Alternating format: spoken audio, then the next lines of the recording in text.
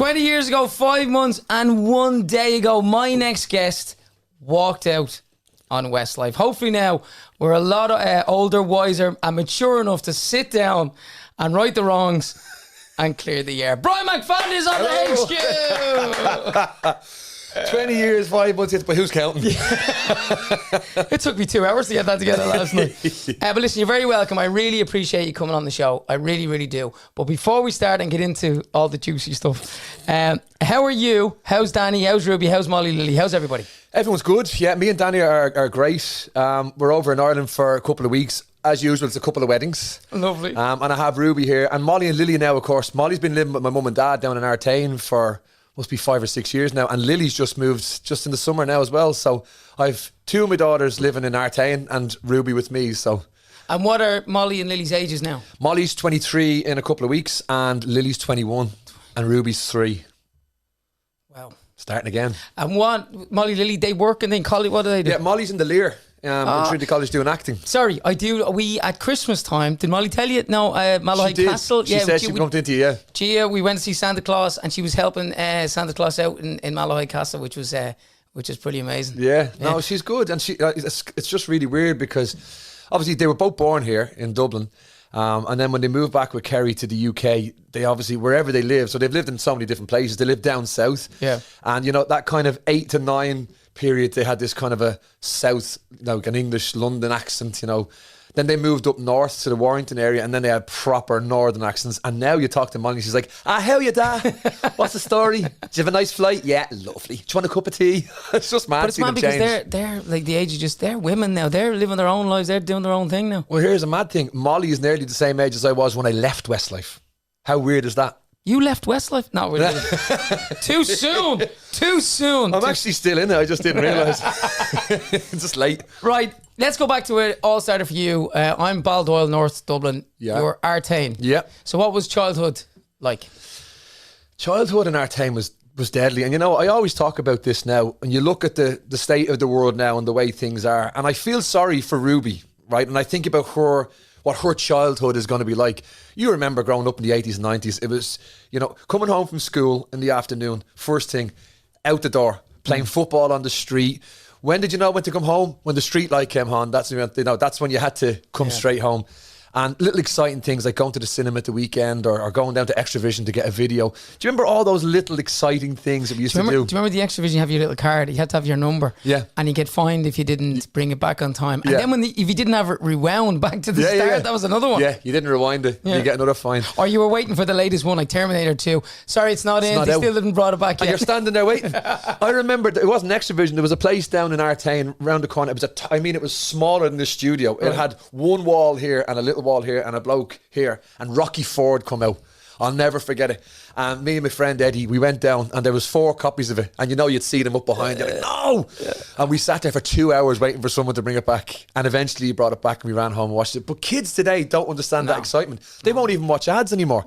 They're straight in. So to me, I think back of growing up in Dublin, and you know, if I could get a time machine, I'd love to go back and relive it all over again. Well, what moment would you specifically love to live again in? Italia 90. Right, okay. Do you remember the excitement in Italia 90?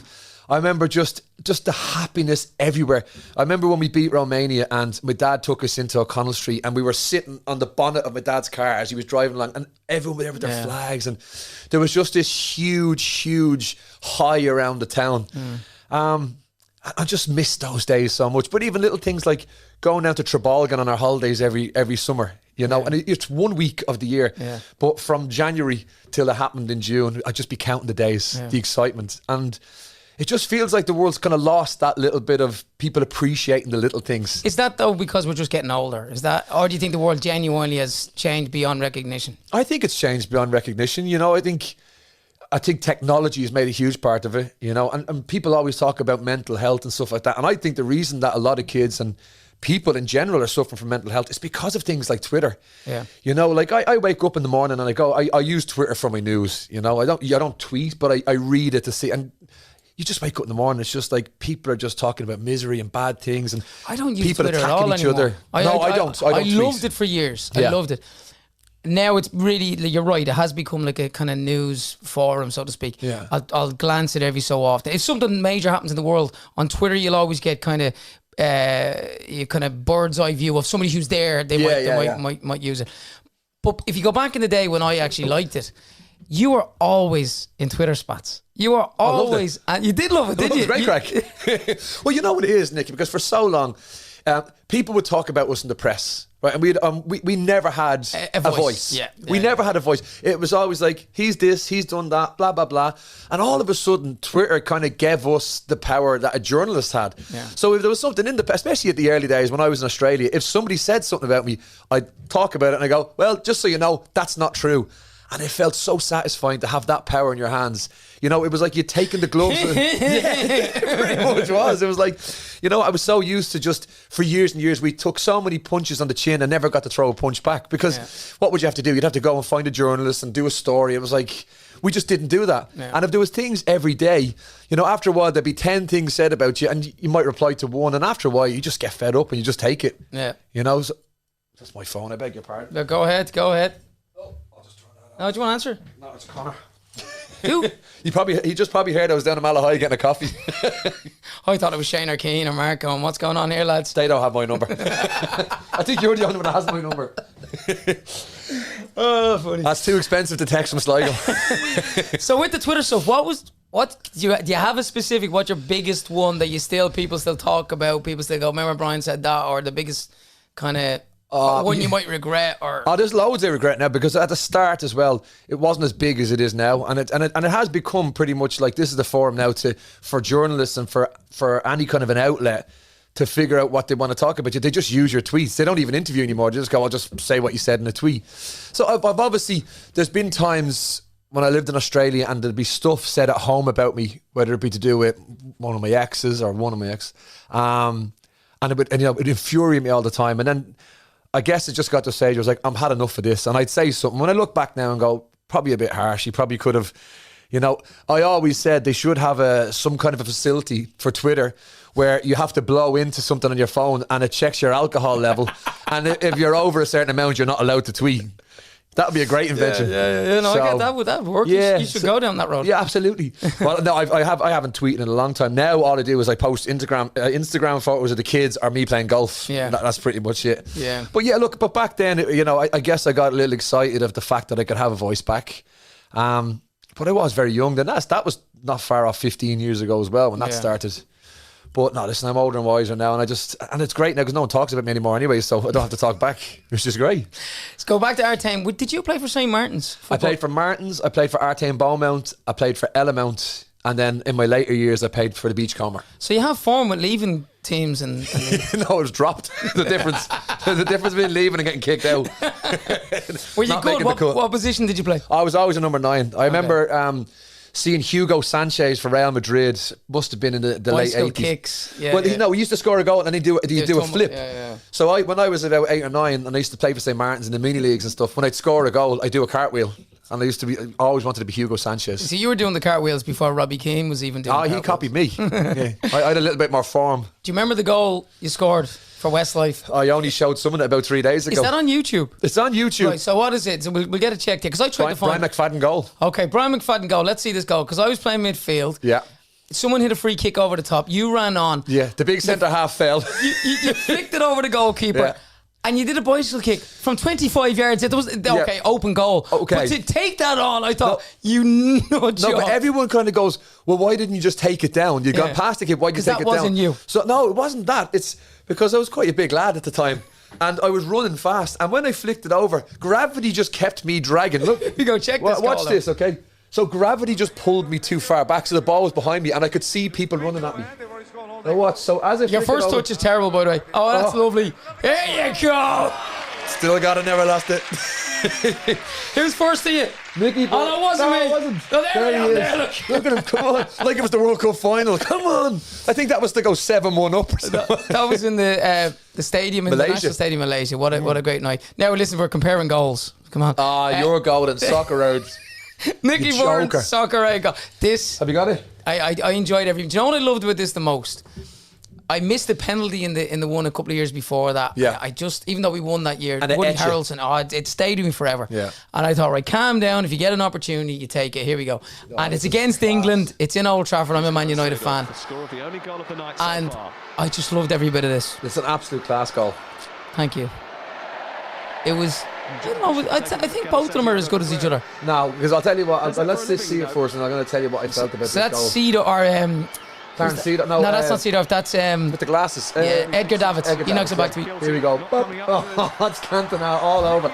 And you know what the best part is? It hits the top corner too. It didn't just dribble in. It was like a postage. That it really was.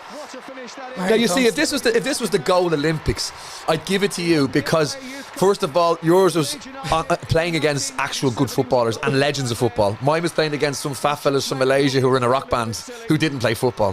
Second of all, for where you get marks, like a gymnast gets marks, right? My ball bounced before it went in. Okay. So that's marks off. Right, yours hits the top corner. Look at this. Oh, I hope you see it from behind the goal. Here we go. No, that's not. Look at that. One more. Skip ahead there. Keep going. I mean, I watch this twice a day. What a touch from Edgar Davids, by the way. Yeah, I point. You don't see. I actually pointed to him. Give Here we go. This one. You'll see me point it there. Yeah. and then look. There. Look. Well, you know, Mourinho going daft. unbelievable. Yeah, you see, I had Anto Byrne going mad on the side. You got Mourinho. But you know what I hate about that goal? Because for a long time, not only did I reckon that goal I scored was probably the best goal scored in the world that day. And now I can't even say it was the best goal scored in Westlife. You stole that from me. It was like when I was over in Australia and they had a special award for a blonde-haired Irish guy who was a judge on a Simon Cowell reality show managed by Louis Walsh, and I came second to Ronan. I was like, I can't even be the best at that. Class goal, though. I'll get into this later on. I'll just touch on this real quickly. After you left, right? I'm not going to go there yet, but after you left, do you remember the last gig we did? It was in Newcastle at it was a random, it was a corporate show. It was a random gig. We were on a tour bus on the way down, back from Newcastle to London or somewhere. But we used to play FIFA all the time. Yeah. And we used to play competitions. And I remember, do you remember this moment? No. I beat you in the game. So we used to sit like side by side on the tour. Yeah. The tour bus. I beat you in this game, and I went to bed thinking, right, champion, and we were having the usual banter, and you were, you know, when you lose those games, you're annoyed, but you have to kind of keep a little bit. So I left. Yeah. That's why I left. You should have let me win. So I got into my bunk, Yeah. right, and Shane started playing, or Keane started playing, and you were like, you were hitting the buttons like this, right, and you were like, get out of bed and play me again, get out of bed and play me again, and I just kept going like that. Champion, you kept it up and up and up, and eventually I think Shane turned around and said, Nicky, just get out of fucking bed and play me again. Right? So, but there's a truth behind this. I wanted to play you again, but I was afraid of getting out and playing again and losing, right? So I said, right, because he started, then the slagging would have started between us. So I said, right, I'm going to get out and beat you again, right? So we get out, the big game starts, right? All the lads are around the two of us. We're selling tickets. You scored, you go 1-0 up. And these are like, what, 6 minutes game? How do you remember this? I just, because I won. So I equalised, and last minute might have been golden goal. I won. And rather than celebrate, I put the remote control down. I just shook your hand. I was, listen, thanks very much there, Brian. I get back into bed. You fucking bastard. So when you did leave a week later or something, I remember You thinking, didn't think it was because of that, did you?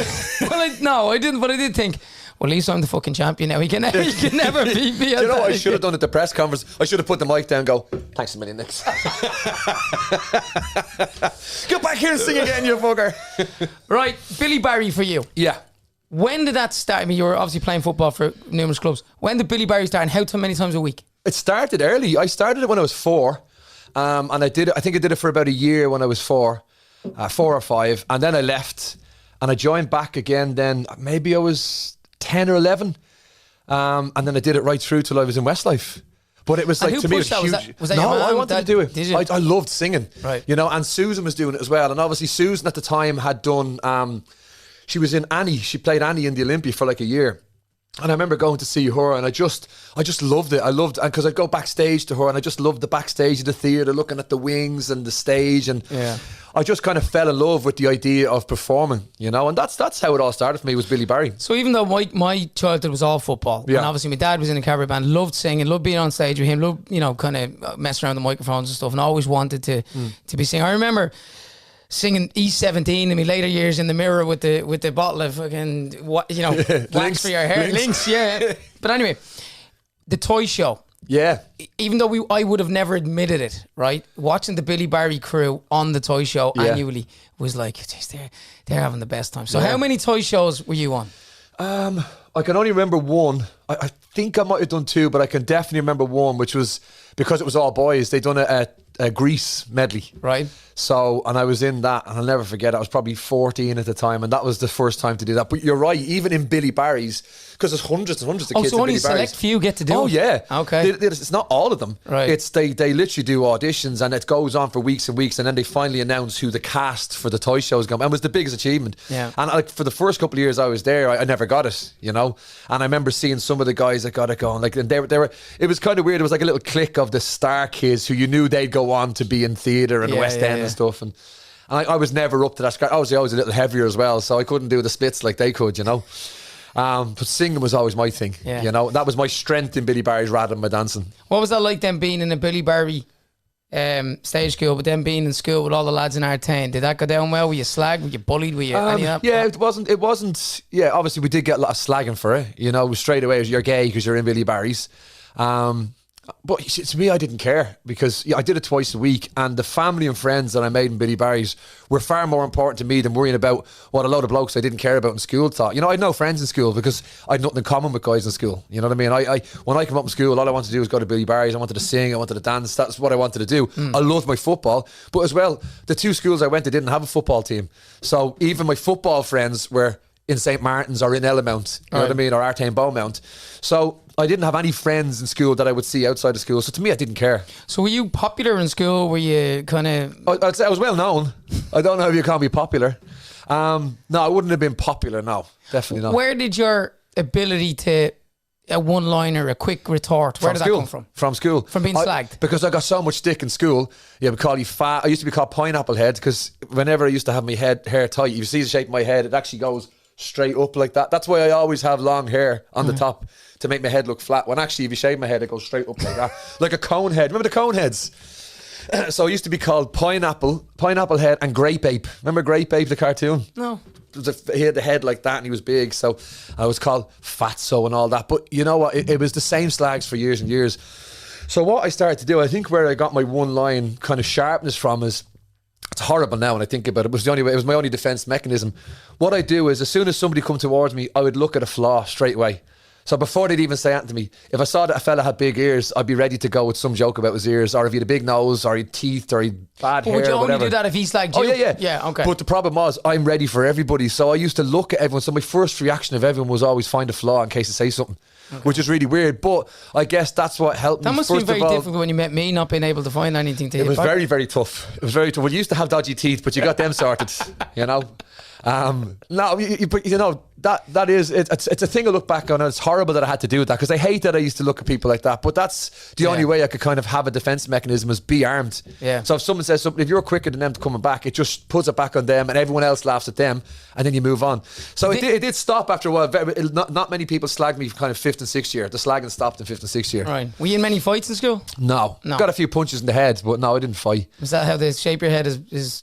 Well, maybe if I'd have got a few smacks in the back of the head, I might have shaped it the right way again, I love your dad particularly, but I love your mum and dad. How were they? Were you going? Your dad is so quiet, so do you think you get the sharpness from your mum? Your mum was always a bit feisty, wasn't she? My mum has a quick tongue, let's just say. Yeah, she's not afraid to speak her mind. I remember when Kerry became pregnant with Molly, and you told me first. And then that night I was driving over to your house in Artane to pick something up, and I rang the doorbell, and your mum answered. And I think I was the only one who knew. I was the only one who knew the you were the news. first person to know, yeah. And I wasn't going to say anything. It wasn't my news to tell anybody, like the boys I'm talking about here. And your mum went to get you, but she went, well, what do you think of his news? And I went, yeah, well, obviously, congratulations. And I'm thinking, if I'm being honest, we're about to take on America next year. And I'm thinking, it's been mad, but I'm not going to say. Anyway, I said, yeah, I'm delighted for him. She goes, well, I hope you are. I hope you're delighted for him. And I was like going, I don't even want to go into the house now. Well, my mum, like things that my mum used to do, like for example, that first year when Kerry was over at the house for Christmas, we did a big family photograph, and she made Kerry stand on the end. She said, just in case when you break up, I can cut you out of it. And the thing was, everyone laughed, but she wasn't joking. She wasn't. That's my mum. She's Good like, foresight, though, hey? oh, she's done it before as well. One of my cousins came into the house and she put on a bit of weight. And my mum goes, oh, Jesus, you're pregnant. And she goes, no, I'm not. Right. So most people then would go, oh, mortified. She goes, oh, so you're just getting fat then. That's my man. Like most people would go, oh, I can't believe I just said that. Mum goes, oh, you're just fat then. That's my man. Just like that. Doesn't care. So I can see where you got it from. That ability to... Yeah, absolutely. Just to go at it. Right, so I have to say about my dad though. I know we're going to cross over this again, but I have to tell you, the most upset person in the world the day I left Westlife was my dad. The day I told him, he was like, he nearly started crying. Yeah. Do you know why? Because he didn't get his 10 tickets to every night at the Point Depot anymore. Because every one of my tickets, we did 14 nights in the Point Depot, and my dad had 9 people with him every night from work. Because my dad worked for a pharmaceutical company. Yeah. So every chemist in Dublin, my dad's like, you're coming to see the boys, you're coming to see the... So he was like a host, like a concierge every night. He had 9 people, and he was devastated that was gone. But you know, and it's gone now, years and years ago. But I actually did feel sorry for your dad in those days. I genuinely did. Why didn't you give him tickets after I left? He never rang me. He never rang. But I bumped into him. I did bump into him one day. He was out walking. I was coming home and I was on 2FM. Yeah. I was driving back on the Malahide Road and I saw him out walking just near the garage on the left. Yeah. And I pulled in. I hadn't seen him in 100 years. I pulled in. I went, Brendan. And he looked at me. Nicky. He was like, it was a lovely moment. I could nearly feel emotion from him, you know. Yeah. And I asked about you, obviously asked about your sister and your mum and everybody, and yeah, lovely man. So I did feel sorry for him at that time. He was the most heartbroken, I think. We'll go back there in a minute. He wasn't the only one heartbroken, but anyway, the audition. Well, before the auditions, right, for Westlife. Yeah. You were in a band called Cartel. That's right, yeah. So with Tim and Dara. So yeah, who were the boys? Where are the boys? Do you know? Do you keep in touch? I believe. Well, the weird thing was just before we got into Westlife, I think Cartel was going to have to come to an end anyway because Tim, his family were all Mormons and they were moving. I think they were moving to Canada. Okay. So he was going with his family back to Canada. So I think the band was kind of going to be coming to an end because basically what happened was, I was trying to get in touch with Louis Walsh to take up Cartel as a manager. And it was true. You remember Gary Kavanagh? Yeah. From Peter Mark? Yeah. So Gary used to cut my hair and Gary said, I'll get you in touch with Louis. He says, you need to go and see Louis. So anyway, got his number and I rang Louis. Remember, it used to be the landline. Yeah. And I rang up and he's like, hey, yeah. Look, no interest in managing your band. I just want you to come and audition for my new band. And I was like, well, that's not kind of what I wanted to hear. And I was like, I'm happy in this band, blah, blah, blah. So then I went back and told the lads what he said. And they said, do it. He said, and then Tim told us his news. He was going back to Case. I'm going to Canada anyway. Okay. So the lad said, just go and do it. So that was when we went for that. Because we didn't go for Westlife first. You remember it was a trad boy band, was it? Yeah. No, a guy called who passed away recently, Noel Carty, put that together. Yes, he passed away, is he? Yeah, about a year, maybe 2 years ago. Wow. But he was putting a trad band together and eventually was called Real. That's right. They supported us years later, I think. Right. He wanted it to be sort of a cross between Boyzone and the Course. Yes. That was the kind of vibe with that Irish feel to it, which actually was quite a good idea. Yeah. Probably still would work. That's where I was going to ask you, that's where you heard about these auditions. Well, no, Louis then said, come down to this. But what everyone doesn't know is that Louis was doing it as a favour for Noel.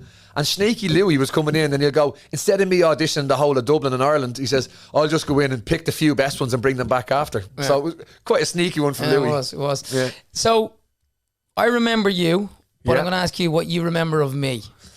What was your first impression?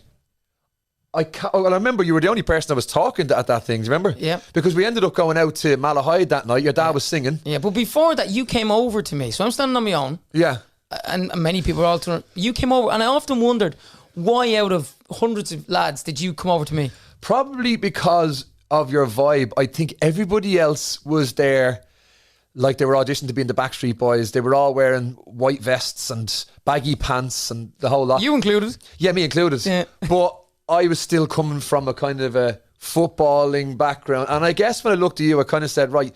He's more, I guess you reminded me of me. You had the kind of same energy as me. Right. You weren't walking around, dancing and doing like, there's a lot of people who were really trying hard. Yeah.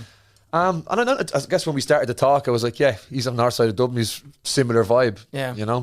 I remember my memory of you was, I looked over, you're kind of sizing people up. And I do remember you being quite kind of sporty, Backstreet Boys. Yeah. And I remember being I was a Boyzone fan. Yeah. I didn't really care too much about the Backstreet Boys at that point. Yeah. But you were, although you appreciated Boyzone, you were more of a Backstreet Boys fan. Would that be right? Yeah, because I kind of went, I think I was in a basketball jersey or something like that. And were you wearing a black suit with a blue tie? Yeah. Yeah, I remember that. And you look like Ronan, and I look like one of the Backstreet Boys. And I think that's what worked for us. Well, I'm glad you said it. Because I was looking like Ronan and you were looking like Nick Carter. Yeah. Let's be honest. Yeah, absolutely. Yeah. It was like it was fancy dress.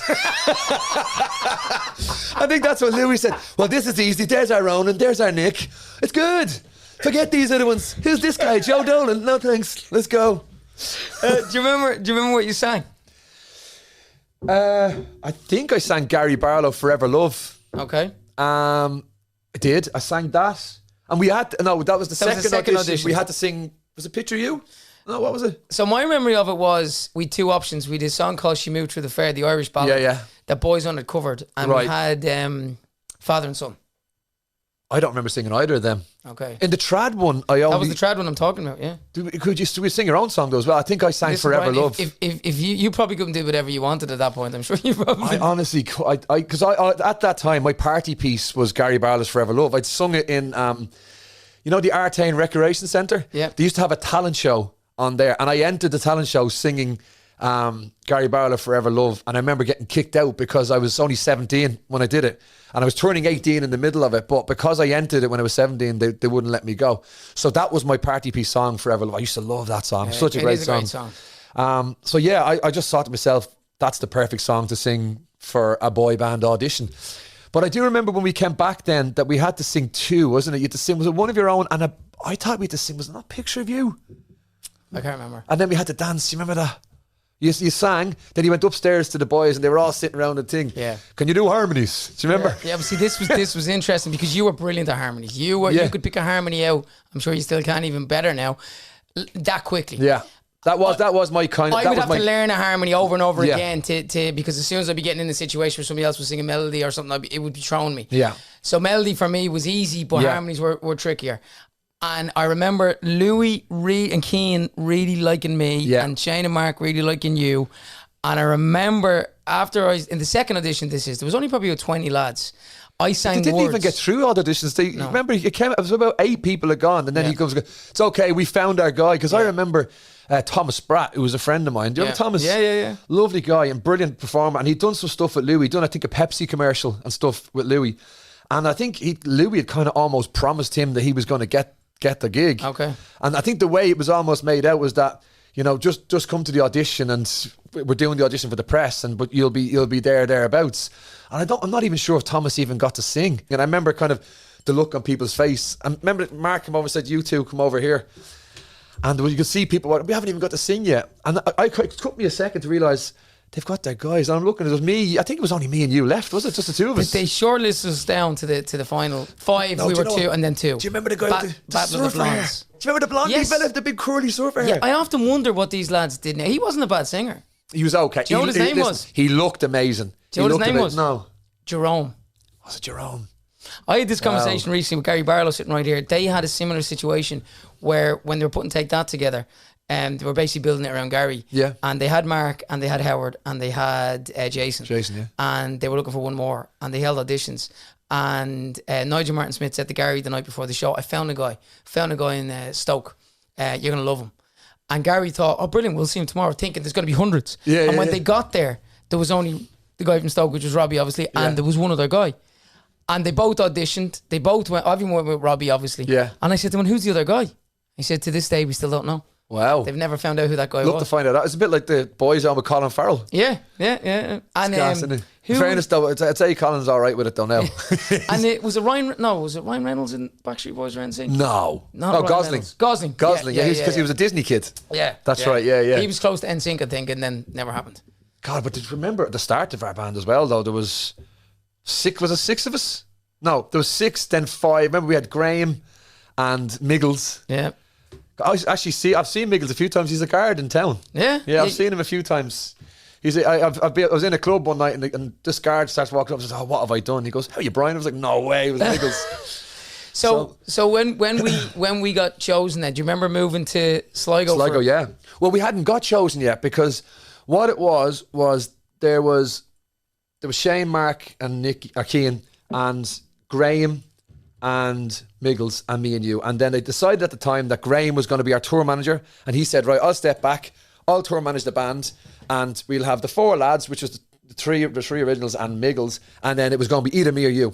Yeah. And then Louis did the whole press thing, and it was like Ronan Keating versus this. Remember, he had the two pictures. The Battle of the versus Blondes. Backstreet, but yeah, all of that. So you knew what he was doing, building it up. But obviously then when we went down to Sligo, I think I stayed with did I stay with Keane and you stayed with Shane? No, well, I originally stayed with Michael, who was That's right. who I was about to replace. So I moved in with Shane then. And then we started having, what was the place called again? The place where the boys started their first show, the hall, the Hawkswell. The Hawkswell.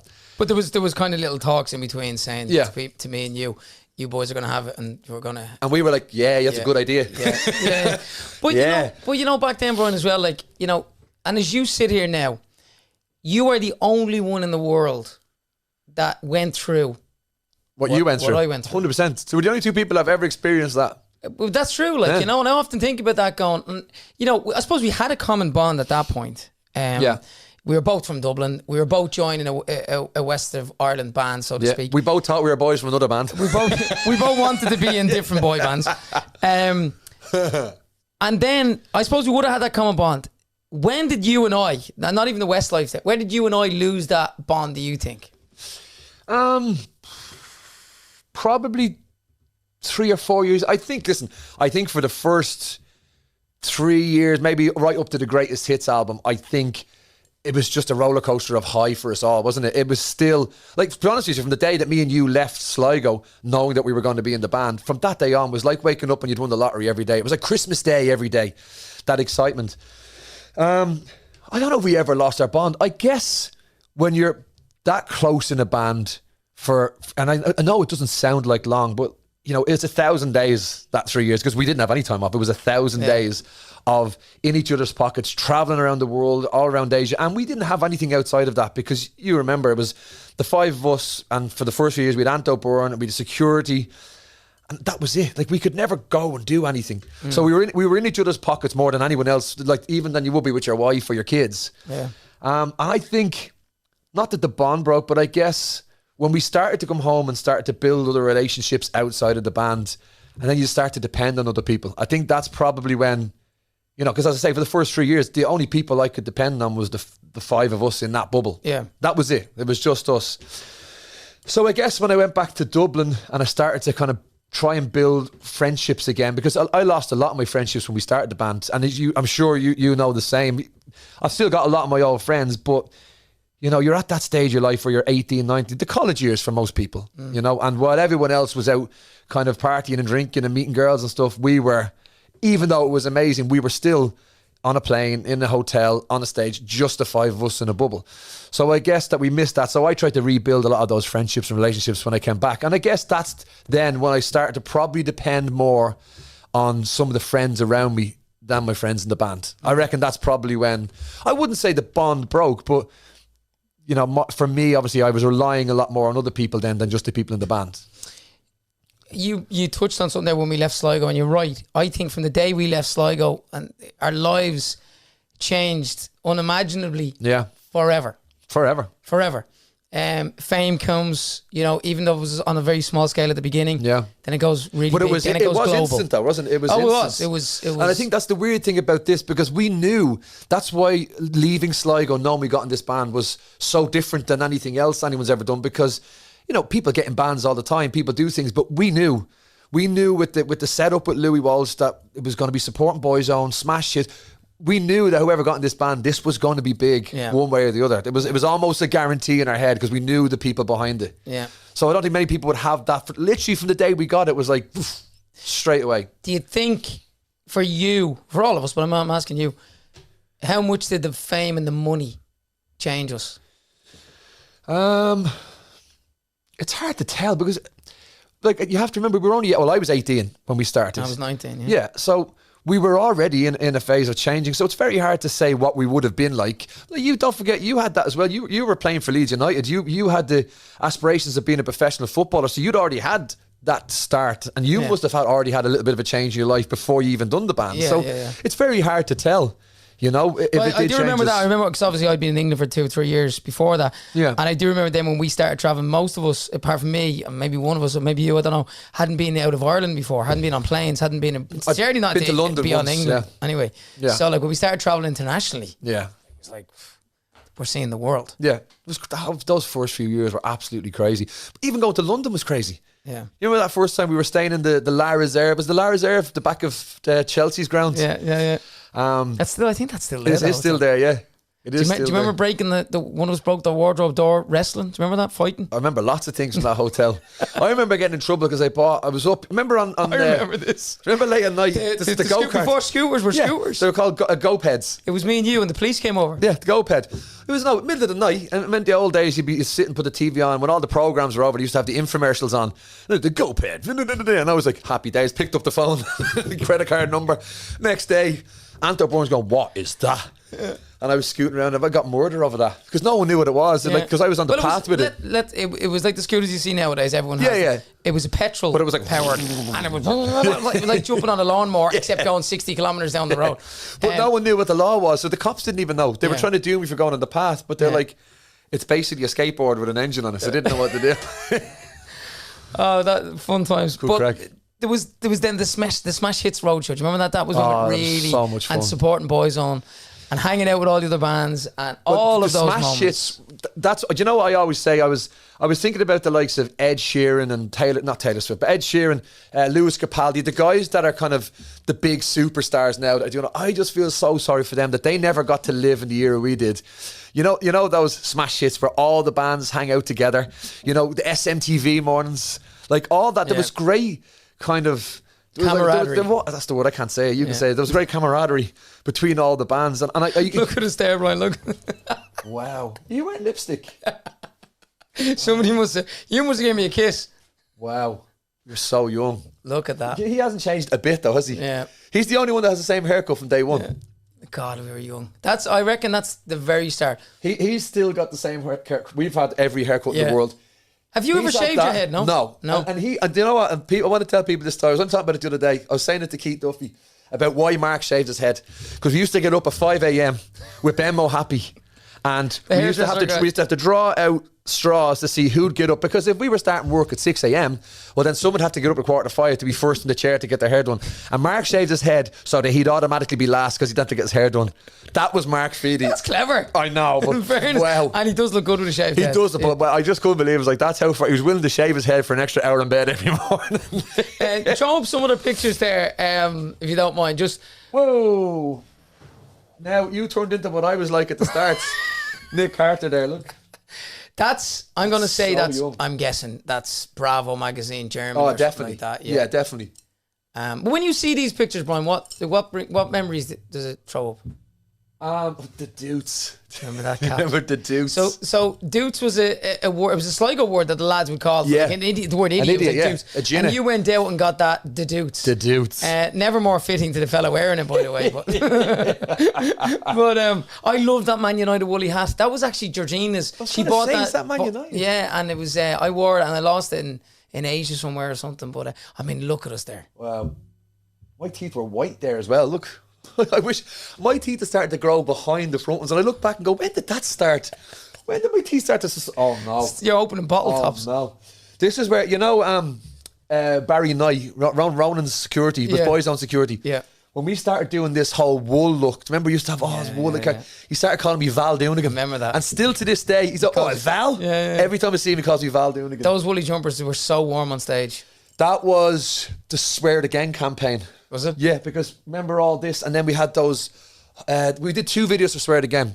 We did one in the place they shot James Bond. Is that the big Elstree? Elstree, yeah, studios in a big old place. And I don't know what happened. The video, we just looked awful. We ended up having to reshoot it, and we ended up with the black leather. But you remember, I was wearing this big, horrible. Looked like a 70s velour kind of overcoat thing. Oh, it was horrendous. And the hairs were all, I don't know what they were doing. And then we got that, what was his name? Phil, the brilliant choreographer, the director. Lovely guy. Yeah. He came in, we did that great video then in the cinema. It was just simple. And I think that really worked. Great then. Song though. Great How many videos did we do? I did a video in America. Do you remember they tried to make us into the Backstreet Boys? If I Swear It Again. We had Tim Allen's Cadillac. That's right. Do you remember? We rented Tim Cadillac's big, and we had all these girls dancing. Nigel Dick? Is that his name? The Britney Baby One More Time shot. Yes, Nigel Dick. Because he actually ended up then shooting Real to Me. You're so Back when we paid £250,000 for a video. Yeah, it was mental. And I remember even when we were doing that, NSYNC were kind of at their peak in the States. That's right. They were spending $1 million on a video. Do you remember when because we were over, when we were doing that video, we were doing the press and radio for Swear It Again. And at the time, No Strings Attached was coming out. And I remember them talking about it that, you know, the people used to do pre-sales for CDs where you go in and you put a $5 down and you get it. And they done 4 million pre-sales the week before the album. So people went in and bought a receipt for the thing, 4 million people, which was just unheard of. But I interviewed Joey and we interviewed all on their career as well. I was amazed. They didn't tour outside of America. And NSYNC never did? Never did. Really? So they did a lot of promotion in Germany. They broke out of Germany, like the Backstreet Boys did. But their success, when it happened in America, a bit like Elvis Presley back in the day, they never left the States. Never. And who, was that their call, or was that like Lou Pearlman's, or was that the he was saying Jive? It was more, I think, I have to remember now, but I think he was saying it was more Jive? the label and stuff like that. Yeah. But their income was so huge in the States, but they spent so big, but they never. You see, that's the thing is, like, imagine how expensive. Like, they were massive in America, but they weren't. They were big in the UK, but they weren't. You know, if they were to bring that, because you saw how big that tour was in America, how big the show was. If they were to bring that to the UK to do 2 or 3 shows, it probably wouldn't work out financially. Yeah. You can understand that. You see that the size of the shows they do in America and how big America is. Yeah. Like, you know, you think about the tour, like our first UK tour, how many shows? They had 38 arenas in the UK. Yeah, it was first time. And that was in the UK. That was before we went around the rest of the world. That was Asia, crazy. Europe, South Africa. Do you remember my favourite time of touring with Westlife was because we'd spent so much time abroad and away from our family and friends and not having that life in Ireland, was we'd done 14 nights in Point, followed by 13 nights in Belfast. So we spent nearly a month and a half, 6 weeks at home. And every night, remember we used to have the cars lined up at the back. We'd run off stage into our robes, into our cars, and home. And before people would even leave the arena, we'd be sitting back in our houses. But see, Brian, this is I wanted to ask you about Simon Cowell and stuff. Maybe we'll go to him in a minute. Yeah. But this is what you speak about it so eloquently. You're smiling as you're talking about it. And the memories of those early days for me as well are very similar. Yeah. You know, we started driving BMWs. Then we bought Ferraris. We bought 3 Ferraris in one day. Yeah. Do you remember that? But see, I remember you were quite impulsive. Would that be a fair? That's bang on. Is that a fair comment? I think that's about right. Yeah. I remember. But I didn't think twice about you asked to do this. I was like, yeah. So myself and Shane deliberated over buying Ferraris for a long time. We all had them on our walls as kids. Yeah, of course. You were a pop star. All your dreams were coming true. You mentioned it earlier about winning the lottery type feeling. And then we were gonna go for it. We were doing budgets. We were like, this will come in, then we'll do that. And I remember the day that our accountant, when we rang him and said, we want to push the button on this. We've been out at Egham Ferrari in London. We've spoken to the guy. Nicky wants the 355. Shane wants the 560 Marino. These are beautiful. They have them there. And we're going to go and do it. And we went out. And that morning, this is a true story, Brian. I know. That morning, right? By the way, I wanted a red one. You know that? Oh, did you? I wanted a red 360. But you didn't have to. Oh, they didn't have it. That one, so I'll take the yellow one. So that morning we come down for breakfast and me and Brian, or me and Shane are about to go. And you came down and went, where's off the lads? And we were like, remember we were talking about we're going to go for this now. We're going to push the button. You're going to get them? Yeah. Today? We're going to buy them today and get them shipped home. All right, yeah. And then you disappeared, came back and went, I'm going with you. I'm like, oh, cool. Yeah, you're going to love them. We get into the garage. We intro you to the guy we've been dealing with for fucking a year. And then you go, what have you got? What's Nicky getting? That one. What's Shay? I'll have that. Was that yellow over? Yeah, that's mine. Well, no, I wanted a red one. That is you in a nutshell. Of course it is.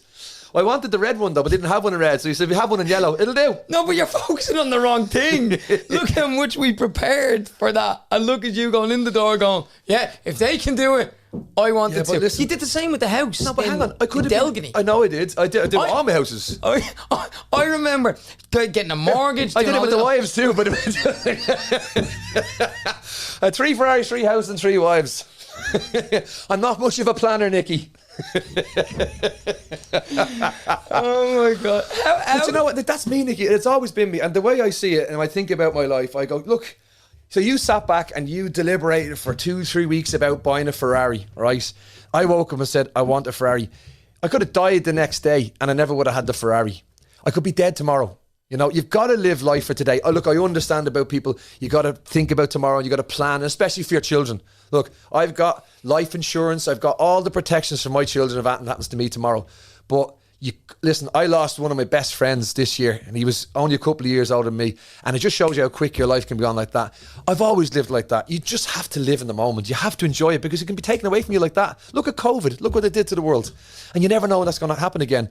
So yes, I understand people planning and having provisions for themselves, but you've got to live life in the moment. Do you do things the right way and do I do it the wrong way? No, not at all. I do the way things are right for me because I just want to enjoy life in the moment, enjoy every second that I have. You're right to do it the way you do it. There's no right and no wrong.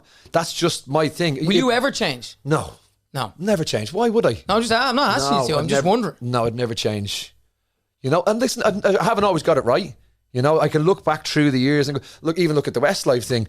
It was probably way too early for me to leave. But at the time, my headspace with everything that was going on at home and having 2 kids and being away, at the time I was like, no, I need to step away from this.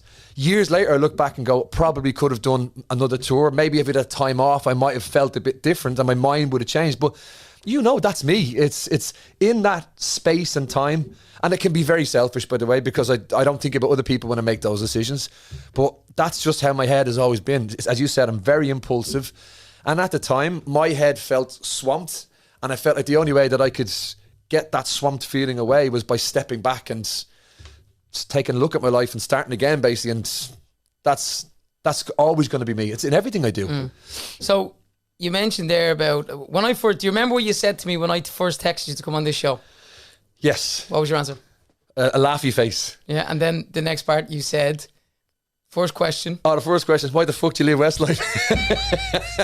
I just thought, I kind of had a feeling you were doing a podcast and it was going to be a TV show and this vibe. And I actually said, wouldn't it be gas if he brought me on and just asked that question? Because I'm sure, you know, I've talked about it a million times, but it's one of those things as well. But here's the thing, Brian, and I mean this lovingly, you can't bullshit me. I know that because you were there. You can bullshit however you want through the interviews. Yeah. But if we go into why you left Westlife, yeah, I still don't know why you left Westlife. And do you know what the thing about it is, Nick? I look back now, and so for the last 20 years, go on. Hang on.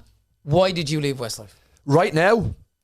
No, you didn't. No, that's what I'm going to say to you. My idea of why I left has changed every couple of years over the last 20 years. The more I think back to it, and I try to put myself back in the headspace I was at the time, different things start to come into my head. Why it was obviously number one was I had 2 children, obviously, and we were spending a lot of time. And I do remember the day that it kind of got on top of me was we were in Steve Mack's studio. I can't remember what was going on. And Jake Duncan was our tour manager at the time. And he came in and he handed us, remember the old days, you used to get your calendar in A4 pages. And used to scare the life out of you. You're like, oh, no, this is next year already. That's what he did. He handed us that. And I remember, and I'd already kind of hinted it to you that I was unhappy. Remember, I'd said it to me? Yeah, I said it to you. I don't think any of you thought it was serious because we had a little thing at the Meteor Awards, remember? Yeah, well, I mean, I remember that. Yeah. I don't remember you saying anything before that, though. I'd actually said it to Dave Lass, God rest his soul, and I said it to Mark. I remember having a conversation, but again, people were just thought, it's McFadden, you know, as usual. But how far in advance was that? This was like a week before. This is just before the Meteor Awards. Okay. But then we were in the studio and Jake handed us the A4 thing and I went like that and it was just like, I was kind of looking like there's literally nowhere there where we're going to be able to go home and just be at home, just kind of switch off and just take account of what's going on. You know what I mean? And I was looking going, wow, and it just didn't stop. And it really got on top of me. Well, not that I'm, you know, we're not going to call each other out on different things here. I don't think it'd be right to. But we did have Christmas off that year. Like, I want you to. There you go. Without sounding like Roy Keane, it's your job. What more do you want? Exactly. And I realised then that my job was going to be that. But like, obviously, you saw what happened then when I did go home. You know, I ended up breaking up with Kerry. So there was a lot more going on behind the scenes than just my Westlife. But you never told us that now. I never did. I didn't know what was going on myself. I had to figure it out myself, you know. You did say earlier on as well, though, we were the bubble, the best friends. We became, you know, we hated the sight of each other every other day as well. That happens. Yeah. But like nobody knew that you and Kerry, you know, were madly in love as far as we were concerned, and 2 beautiful daughters and so on and so forth. So like that wasn't. But that's what I'm trying to say is that, you know, that's why I was trying to explain about depending on other people then. So I wasn't having any conversations about my outside life with you guys. It was just we were coming and working and then going away and doing our own thing. We'd all kind of started to, you could see it with everyone, even the boys from Sligo had started to build their friendships again with Briggy and, you know, all these kind of people then started to come a lot more into our life because I think we all needed that. But look, look, at the end of the day, Nick, it is what it is now. I look back and I go, someone actually asked me quite recently, if I could go back, would I change my decision? And I wouldn't, because if I go back, I'd still be in the same headspace I was 20 years ago. If I was in the headspace I was in now, I'd say no, I'd have tried to work it out some other way. But going back now... Is that maturity? What's that? Yeah, I was very immature. You know, I was always the most immature in the band. And as you said, I was impulsive. If you had been in the same headspace as I was, and Shane, you probably would have went away and said, right, sat down, maybe Georgina, and said, right, I need to work out a way now to make what's going on at home and this all work together.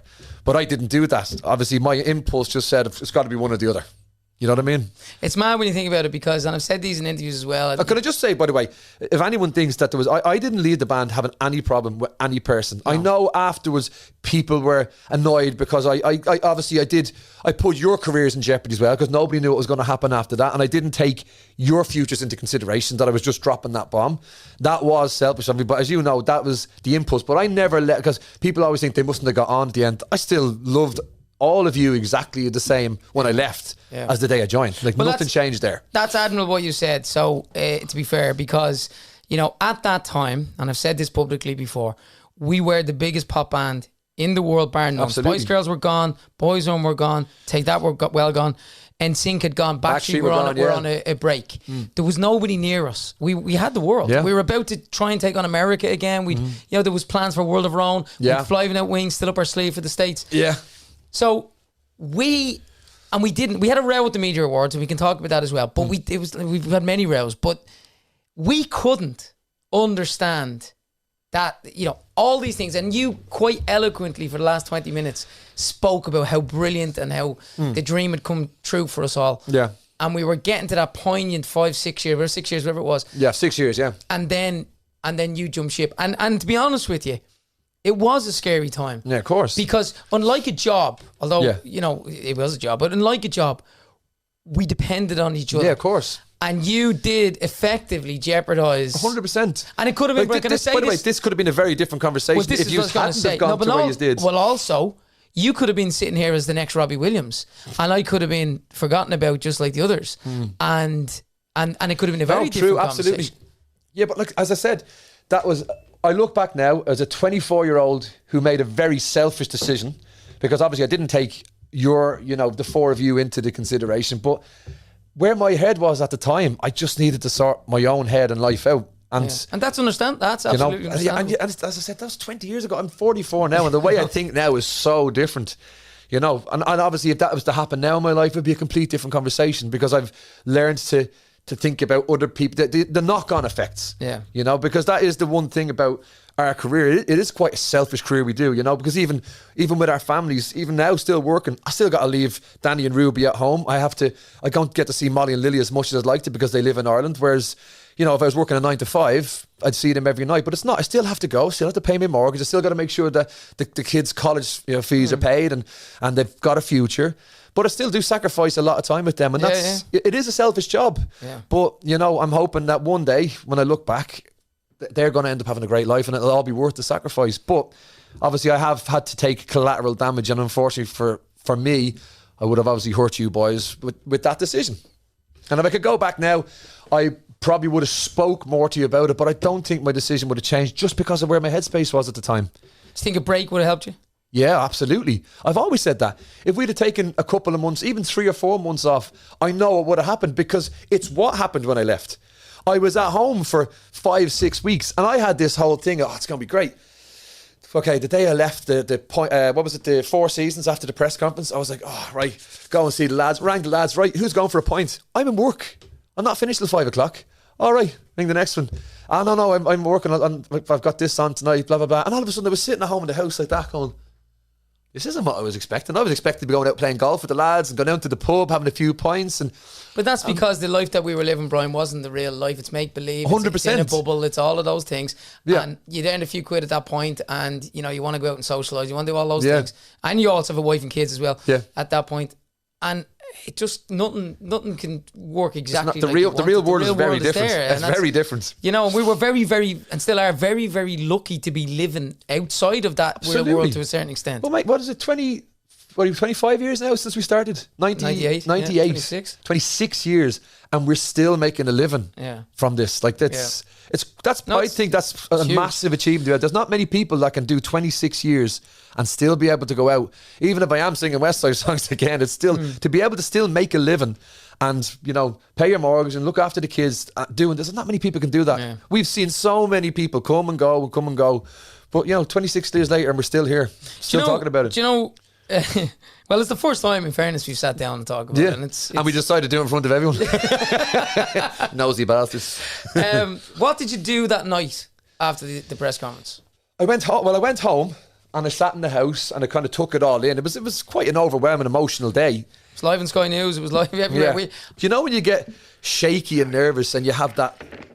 So you're like, that was me just kind of, this was the biggest day of my life and I was just so bloody nervous. I was actually shaking. Yeah. I rewatched this last night just before you came in. Yeah. If you look at my face, do I still leave? If you look at my face, I'm so annoyed.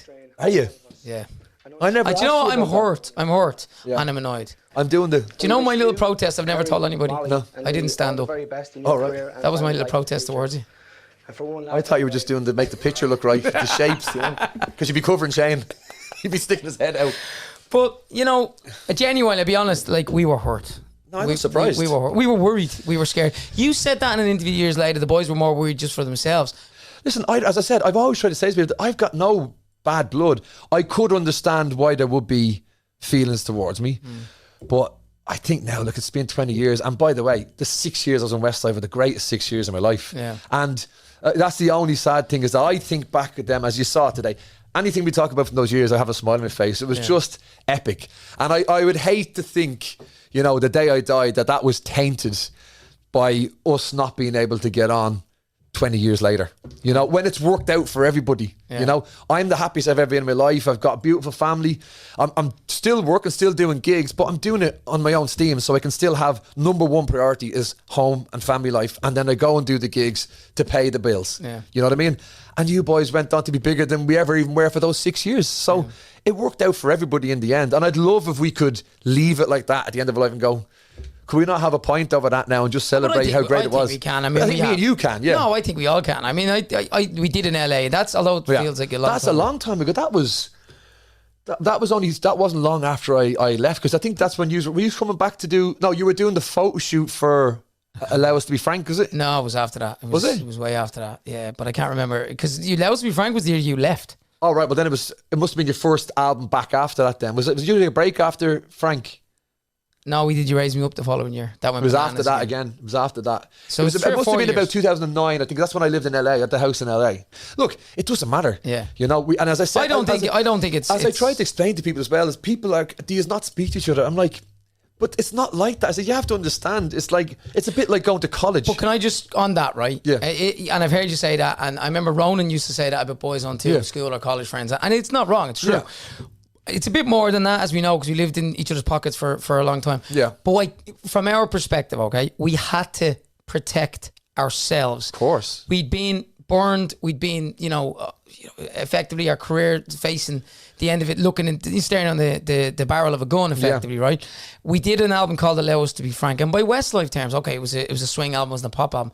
It didn't perform like the way all of our Westlife albums of course. had. So you left in March 04. Allow Us to Be Frank came out in October 04. Yeah.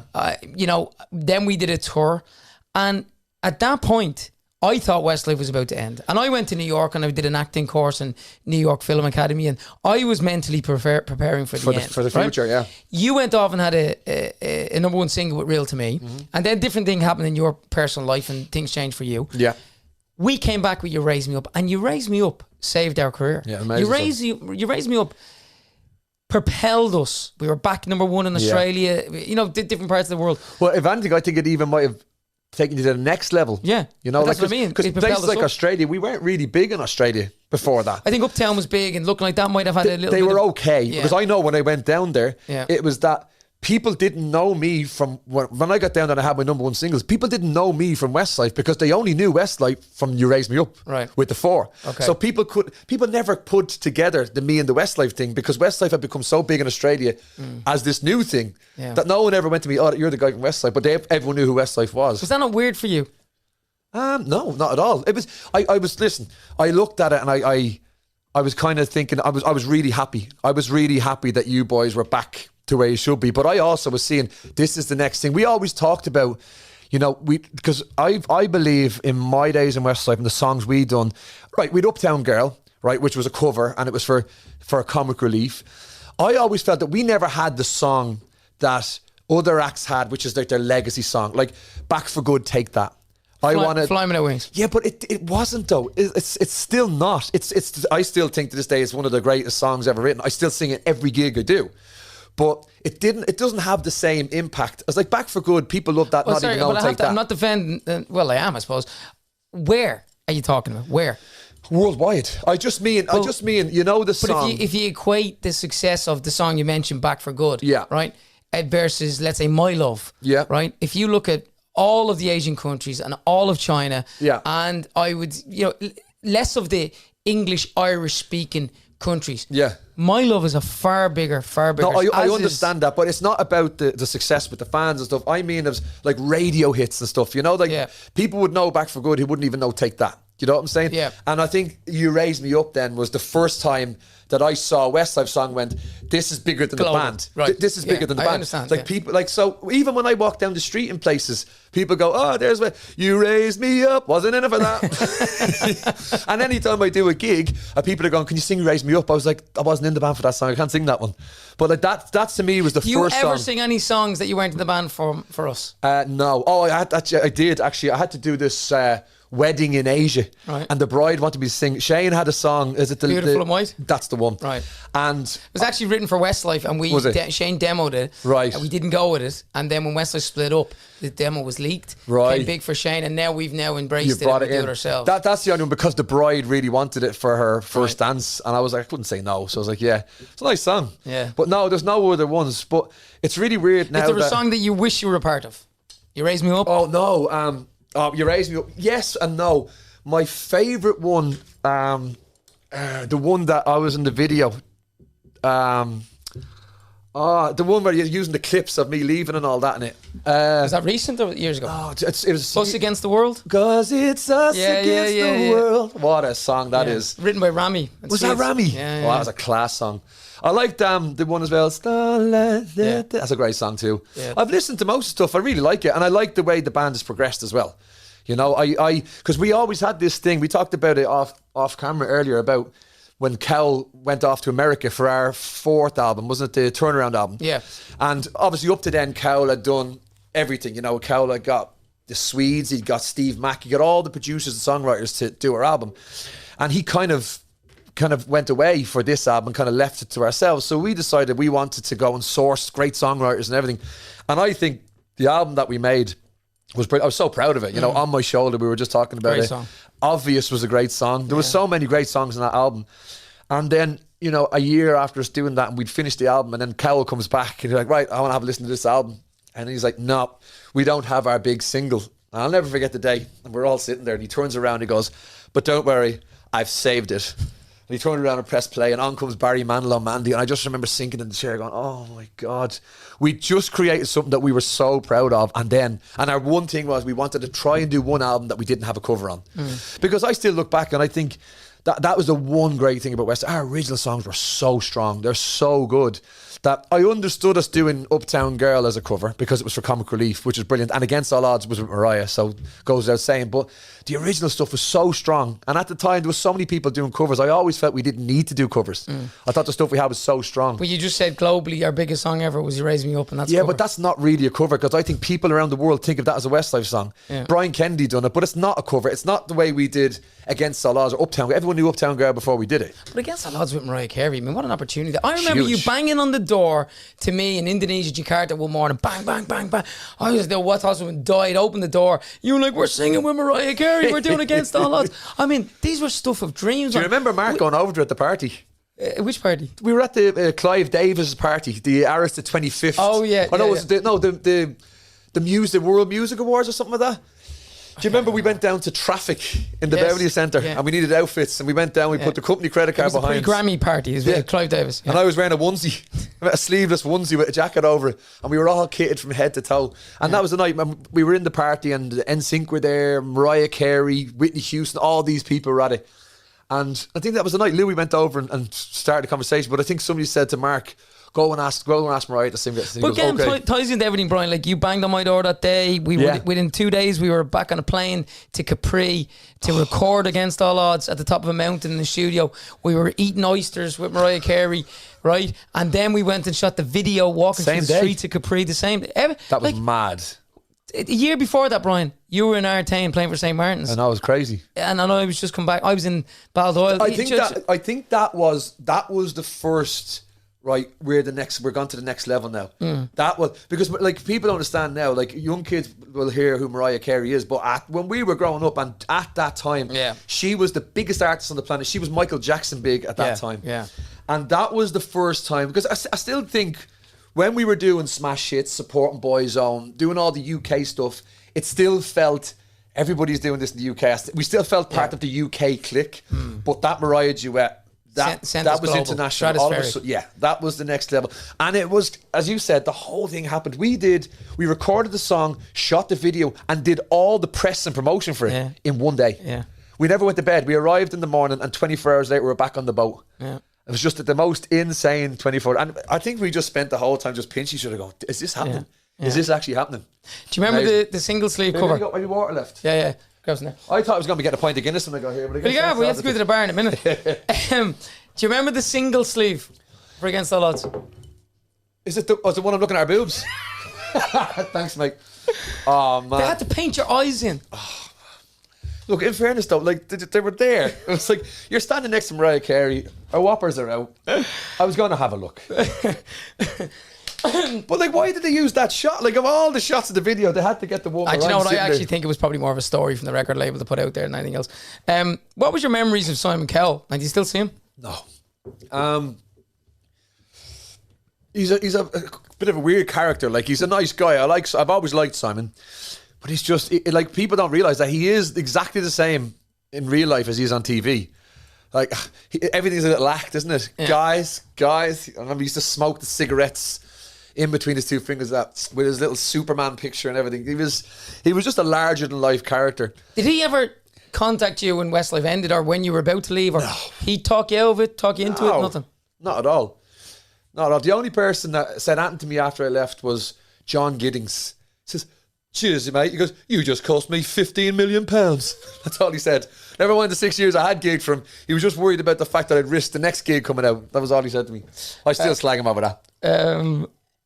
Was there anybody that tried to stop you, by the way? Like your mom, your dad, your wife, your best mates? No, I think it happened so fast. I think that was a thing. You never really had the chance to be talked out of it, did it? Because we made it happen so fast. Do you remember we came here? It was 20 years ago. We were in this house. And we talked about me staying to do the tour and leaving after. But obviously everyone was like, that's going to be too weird. Well, that would have been the Brian McFadden farewell tour. That wouldn't have been fair on us either. No, of course. And I totally understood that as well. I said, that makes, how weird would that be? And also, you guys should be getting ready to do a new album and doing all that extra work, and I'd just be rocking up on the night and getting paid for doing a gig. That made no sense either. So because that, then obviously we had to get it done so quick. So there was never really a time for anyone to talk me out of it. And who would have talked me out of it anyway? You know what I mean? we kind of had become a little bit... We were surrounded by yes people as well. Everyone was just yes. But I often wondered how you were. I often wondered, did you wait? Because I went to bed at night, every time my head hit the pillow, although my conscience was clear, I was like, what has he done? I know.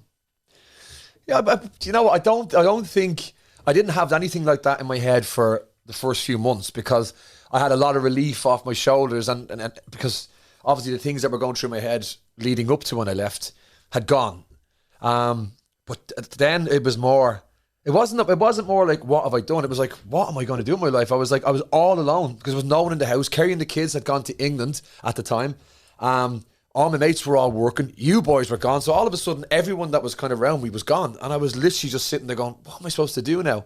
And that's when I started to write soul music. But you became as busy on your own very quickly. Well, I didn't.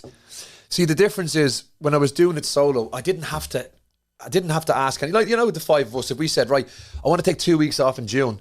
Well, all five of us had to agree on that, and then a manager, and then Sonny, and then everybody had. It was so hard to get anything done because of so many people. You're responsible for so many people. Yeah. Whereas with this, it was like if they said to me, right, you're going to go to Australia for 2 weeks. If I said no, I was like, well, I just didn't go. That was the difference. If there was something going on in my life, I could make it first. And this. Obviously, life's a lot easier now with the way the world, but obviously back then it was still hard because, as you know now, we could have done this interview with me at home in England, and we could have done it over Zoom, and that's the beauty now of this job. You can do all your work from here, whereas we used to have to go into every radio station, into every newspaper, everything. And I guess now that's why it makes it so much easier because you literally just have to do the gigs. Yeah. So your decision was made by then. But that was just me then saying it out loud for the first time to you guys. Right. I'd already had a chat with Dave last. We were in Benny Hanna's. Remember Swiss Cottage Benny Hanna's? Yes, We'd been there the week before, and I had a chat with him, and he said, "Don't be stupid." And I spoke to Ben Mahappy about it as well, and both of them were like, "Just don't do anything rash, Have a think." Now, I guess they were the people who tried to talk me out of it, but that was just their response to me saying. That, just for reference for people, that was the security guard that was looking after us, and the hairdresser that would have been doing the promotion with us. Yeah. And they kind of said, just don't do anything stupid. And that was it. And I didn't do anything stupid. I had still thinking about it in my head for a while. Okay. And then obviously, I guess what the Meteor Awards did was it made it real. It made it real because I said it out loud then. So then all of a sudden you knew. Yeah. But I still don't think you thought it was serious. You just thought I was being a dickhead because we were after having a row. Well, when you came to the apartments that night when we arranged for the meeting and you walked in, and I remember your exact lingo words were, "I'm hanging up my boots." Yeah, was what you said. I remember you were sitting actually next to me. I looked at you, and do you remember the TV show Punked was out at that point? Yeah. And I swear, as you were talking, I was looking, I was going, he has to be mic'd up. I'm looking around, and back then, I mean, that's 20 years ago. Yeah. And I genuinely thought it was a TV show, you were pulling a prank on us. No. That's as mad as it was. And I wouldn't mind, but next time I did see, I was doing a prank on you. Yeah, I turned up with the sign and, oh, good Lord. So, I'm going to ask you, what does happiness mean to you now? Happiness now. When I wake up in the morning, like I woke up this morning and I looked over and I saw little Ruby looking at me. And then I talk to my daughters and I hear happiness in their voice. I think that all comes down to that, doesn't it? It comes down to your kids. If I always worried that my life, my lifestyle, the way I was, might affect my children. And the way I've seen Molly and Lily grow up now, and to see they've grown into two beautiful young women. You've done something right. Well, I'm just glad I didn't affect them negatively, right. Because as I said to you, there's a lot of selfishness goes on doing this job, and I've obviously lots of things have happened in my life where I'm not proud of, and I always worry that it might affect them. So I think happiness now is seeing my girls happy, seeing them be positive, and I still love singing. Yeah. Singing's still my favourite thing in the world to do. There's nothing that beats when you get on the stage and you sing and you see people reacting, and that it's as I said to people before, I'd have done it for free. Me and you would have done it for free before we got in Westlife. We did it. We used to go do karaoke with your dad in bloody Gibney's. We would sing anywhere for free. Yeah. You know what I mean? And the fact that I still get to do it. One of the nights in Gibney's? Just someone scratched the car. Do you remember that? Yeah, of course I do. We ran around, so we did a karaoke in Gibney's. We were too hard, man. I'm going to find now. And we came out and I parked the car probably a little bit too far out or something. This fella was driving off and he was giving me, dog's abuse. Yeah. And I let him out. He can F off. And we were putting the amps back in the car. So this is the week before we officially got in the van. Yeah. And we'd only met at the audition the week before. The first audition, yeah. And then I looked around, the car's completely keyed all the way around. I remember the green Seat, wasn't it? Seat Cordoba, it was dark red. Seat Cordoba. And we ran around the Malloy Garda station, and the guard ran around back with us, and I tried taking the reg of the car, and I gave it to him. And I if you remember, earwigging into his microphone, or his dispatch. Yeah. And I just heard it coming back. He'd obviously raided in the reg, and they said, that's a Portmarnock address there. And I was thinking, happy days. Happy days. I never got to see that car again. Yeah. Had to pay for the car to be fixed. But they were good memories. Like, they're great memories. We did have good But times. those first years were They're still my favourite part. You know, obviously the stress of the end, and I try and get that out of my head. And to be honest with you, I don't remember much of that part of the band. The negative the parts, press conference bit and all that bit, and all because of that. when I look back to the press conference thing, and I my little protest sitting down and all that. I mean, we're so young, right? And you're nervous, and we're all nervous, and we think our career is about to end, and you're going on. We didn't really believe that you could just want to go home and spend time with the family, considering the life we were living. Yeah, of course. And then we were proved right, because you did go on to release Real to Me pretty soon after and do so well. But when you look at it, I just feel I wanted to grab you and kick you. It's like, where's this? Throw back up there. Well, maybe if you had it, it might have been different. If you look at me, I only watched this the other night, and Georgina, who knows me best, obviously, I never noticed she's that going, before. you're like a little baby, but I can see you. Seething. But I could see you doing that. Yeah, I was like, I knew you so well. It was like, if I kick him under the table, he might change his mind. Look, have a look. Here you go now. Look at the ticket. Look at Alfred out on the bar having a pint. Look. Will you hurry up with I that? just want to kick you in the head. I was like, what are you doing? And look at this t-shirt, Bo Selected. Is that what it was? Yeah. Hit my proper ball, tell me. The weirdest thing about that was, Brian, we got ready in separate rooms for the first time. We didn't see you till you walked in that room, and then you left another early. wedding. I couldn't see the bride before the party. What's going through your mind there, right there? I honestly can't remember, because I remember just being so nervous, and the whole thing when I think. By the way, about it real now, quick, sorry, I give you a little slap here. I think it's a little bit stronger than it needs to be. Just have a little look here. Just watch, bang, bang. But you know what? That's you. That's your football thing. Every day, howdy, Macker, how's it going? If I hadn't been able to close me fist, if Sky News wasn't recording, now we're out. No, but seriously, going back to it though, like as you asked me, what's going on? I can't visualize that, and that's all white in front of my eyes there. I just remember, I can't even remember what was in front of us. I look at that, I can remember that, but I can't remember what was out there at all. Can't remember it. But that was a room full. That was like, I just can't remember. It's mad now when you think about it. It was big and news. I tell you now, I don't remember much of the last year as well. I don't remember much that went on. Whenever I think about the band now, I always think of the early days. I always think of those first few months when we were in Sligo, the auditions, and then, you know, the beginning, going on the Smash Hits tour, you know, just all of that, the first video shoot, the first single, all of that was amazing. The Greatest Hits tour was fantastic. Actually, the other tour as well, The Round, was a brilliant tour. Yeah, great tour. Yeah. And after that, then that's when it goes away. But all of that is just, I just think of it with a massive smile. It was so good. Our first time going to America, do you remember that? Because we were actually going through a bit of a lull at the time in the band. Remember, we were all we weren't getting on, but we kind of, our friendships had kind of sizzled a little bit, and we were all a little bit snarky. And then we went to America. Do you remember? To shoot the video for Unbreakable. And that was the restart of the band again for us, because we had, the five of us had the absolute best crack. There's a great clip of What's the Story, or what you say. I won't ruin the gag. Do you remember the bit we're doing? We're doing idents. Oh, what's the story? What's the folk story? Yeah, that is brilliant. Actually, throw that up there. What's the story, folks? But this to me was we were getting a bit stale with each other and everything, and that trip. We came back a brand new band after that. It was an unbelievable I was trip. dressed up as Enrique Iglesias for that whole thing.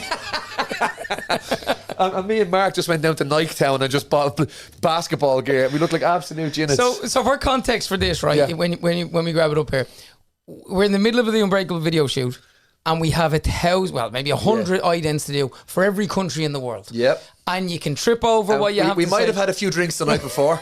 and here's the thing. We're so hungry because we've an hour off from the video shoot. I've got to go back on set. We're so hungry. We've all these idents to do. Yeah. You can see some of us are more annoyed and hangry than others. And then this happens. I don't know if you it's called What's the Story? What's the folks story? Westlife, What's the Story, folks? Hey, story, what's the folks? And we're so delirious. It's definitely on YouTube. What's the story, folks? Or all right, folks. What's the story? Yeah, I think we have it there. It's class, this. So, this is a good memory. But you can see that the bond was back here. You can see the crack. This is well in as well. This is Greatest Hits album. Yeah, 5 years. And you can see that that trip was the best thing that ever happened to us, I think. Yeah. Well, not for you. You only lasted one more year. I know, but for us as a five, not the four of us. No, I mean, you only lasted one more year. It didn't really ignite until when you were gone. Not at all. So we did Unbreakable was on the Greatest Hits album. So then we did Turnaround, and that came out. It was the tour of the Turnaround that I left. And so we'd done the whole album and everything. So we went to India to do Obvious. Remember all of that? Yeah. Did the MTV Awards in India? Here we go. Sleeveless top on. Our fans in the Philippines, I'm Shane. I'm Mark. I'm Nicky. Brian. And I'm Kean. And we're Westlife. I'm Kean. I was like, no, I'm not. Hi, I'm Shane. I'm Mark. I'm Nicky. I'm Kean. I'm Brian. And we're Westlife. By the way, we're on TV. That's so Shane. Lads, I'm hungry. Come on. It's not fun. They're going to say, he's not fun. Because we're bored. It's not fun. Brian. I'll tell you what's going to happen. They'll ring in, and they'll make it a point on the next show, and they'll be talking about us again. They'll be going, how come? I like that. That's It's fun because we're we're... going to be how many? 1, 2, 3. Hi, we're Westlife. I'm Shane. I'm Mark. I'm Nicky. I'm starving. Oh. All right, story. What's the full? That was the end of it. Good luck. That's probably one of the greatest memories, actually. That's that whole trip was absolutely brilliant. Did you spend much time with Enrique when you were over there? He was too busy singing to his heroes. Come here, do you remember as well at that time we had a new manager for America? He was Cher's manager. Billy Samet. Billy Samet. He's dead. Is he dead as well? Jeez, anyone left? But Sad, you know what, he was bad. brilliant. So what I loved about Billy was Billy decided the way we break LA is I'm friends with all the big club owners. So we'll arrive in a limo and I'll pay paparazzi to take photos. Remember we turned up to Joseph's, was it? Joseph's, yeah. Joseph's, and we got out and all the press like, hey guys. And then all the real press were like, oh, who's this? And that's why it is in America. Do you remember we went to amazing. another place one time and Brittany was in the VIP and then she supposedly lit up a cigarette and the whole place got evacuated. That's and right. The fire brigade were there. And Do you remember the night we went in and there was NSYNC were there, Yeah. Backstreet Boys, Jessica Simpson, Yeah. Vin Diesel, Christina. Mark Wahlberg, Christina Aguilera, yeah. Stevie Wonder. Do you remember Mark? Mark was over like a Mark light. over on his knees talking to Stevie Wonder, and we came out to the car and he goes, he was talking over about 45 minutes, Yeah. and then we got into the car and the back and Mark goes, Stevie gave me his number, Yeah. and I looked at it, it was 4 digits, 2061. He must have a special number. We're like, oh, Mark. You got So, told by Stevie. What's the future for Brian McFadden now? What's the plan? How far ahead are you planning stuff? What are you up to? Well, we're not planning. Obviously, I'm doing the Boys Life thing with Keith Duffy, and that's been. Listen, it's been great. We've got new music coming out. Got a single coming out in September, which is, I think people think that me and Keith doing Boys Life is us singing just Westlife and Boys, and it's not. This is our second original album. Okay. So we've got a single coming out in September, and then we're actually going on a world tour. We're going to go to America. Our first time to America. Now, it won't be as big as you boys in America, obviously, but we're playing like the Troubadour in LA and places like that. When is that? Next March, April. So March we're in America. So we start in Ireland, then we go to UK, then we go New Zealand, Australia.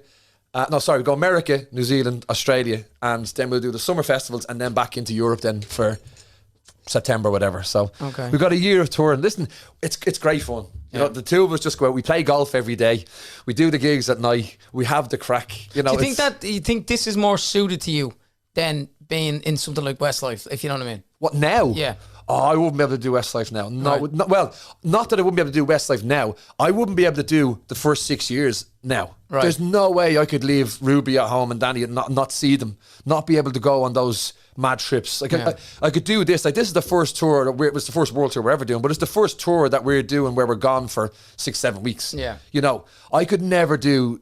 You remember we used to go to Asia and Australia. We'd be gone for 5-6 weeks at a time. Couldn't do that now. Yeah. Wouldn't be able to do that now. Yeah. But I guess you don't do it either, do you? You just pick specific times to go away. Yeah, we try to limit the big trips to no longer than 3.5 weeks. Well, there you go. know So what I you mean? do And a block at a time. But that's what I'm saying. Like we put the hard work, you included, put the hard work in those first 4 or 5 years. So you can do it. We then put a lot more hard work in after you had gone as well to secure and you raised me up. We spoke about being so big. Yeah. And then that, I suppose we got to a level of maturity where we call the shots, where we tell the labels, where we tell the agents, where we say, this is what we want to do. Go make it happen. Well, it's a different world now as well, isn't it? Like music has completely changed. Like the way we used to do it, where we'd make an album, bring out 4 singles, whatever, and then we'd go to every country and you'd be up in the morning. Go to Holland, you're doing, TMF in the morning, you do a photo shoot for them, then you do a photo shoot for this, photo shoot for that. And you would think about the amount of work. Like remember, that's the one I always remind, I don't know why it's always in my head as one of the most stressful ones was always Amsterdam, in that amazing big white hotel, that beautiful hotel. Yeah. And you'd be in the big conference room and they'd have 4 or 5 of those photographic pull down paper things. Yeah. And it used to be horrible as well because you used to have to do the film and they take a Polaroid. Right. And then can we move the lights there? I remember how long they used to say, and we used to kill. And then there's 5 of us, so you'd have to have 5 of us looking the same way. Then one wouldn't, and they'd be screaming at each other, going, "Will you look? I'm sick of this." Come on. I think of them and I go, "Oh, that was so hard back then." I look now and see how easy it is, where it's just Zoom calls. Yeah. You just sit in your house and do 10 Zoom calls, and there's your whole campaign done. But you are, Brian. You haven't changed. You are a mile a minute. Always, aren't you? Though always have been. Yeah. When do you actually rest? When I die. When I die. And I'll probably still be rocking around in the coffin. What do you believe happens when you die? I'd like to think you go to heaven. I'd like to think there's somewhere special. I think, you get cynical in your age. And I think for a long time, obviously I grew up a Catholic. And I went through a whole phase where I was just an atheist. I was like, just don't believe in God. I believe in science. I don't believe there's any way there could be a God and all of this. And then you lose people in your life. And part of your body just makes you go, I'm going to have a little belief that we do go somewhere nice and there is somebody looking after us all, because what's the point in not doing it? I think if you put those positive vibes out in the world, it's better than having that negative vibe of just, I don't believe. Yeah. I hope so. I mean, I've obviously lost a parent. I hope I get to see him someday again. Yeah. That'd be nice. You knew my dad well back in the day. And that's what I hope. I hope that when we do that, we get to be reunited with those people. And I tell you, there'll be some session with him when we get up there. he'd turn around and go, "Why did you leave the band, you fucking idiot?" He'd have jumped down and go, "Don't mind him, you're in your bollocks, get back." He would have. Sky News, fuck off. Get out, Brian, get back in here. All right, last thing. I always ask people to put a boy band together. Yeah. Okay. It can be anybody. It could be rock stars. It could be pop stars. It has to be 5 because one inevitably will always walk out the door. Right. Okay. Don't know if you know anything I'll do about it I'll do it with just boy bands. Okay. Right, I'll just do it with boy bands. Now, you can be anyone you want. You can put yourself in there. You can put me in there. You can put Robbie Williams, Gary Barlow. I'll tell you who I'll start with. I'll go AJ from the Backstreet Boys. Okay. Because I always felt, as much as I've always thought Brian Littrell was one of the best boy band singers of all time, I just think that AJ was that one character that was a little bit left field. Edgy. Quality, great performer, looks cool. Yeah. So he's got his own thing. I love all that. And that's even his little inflections in the songs made the songs great. Yeah. You have to go Justin. Okay. Justin Timberlake would have to be in there. To me, he's probably of anyone who's ever in a boy band, I'd have to put him number 1 for his singing, his dancing, his songwriting's incredible. Yeah. And just his career as well. I think it's been probably the most well-managed career in pop music.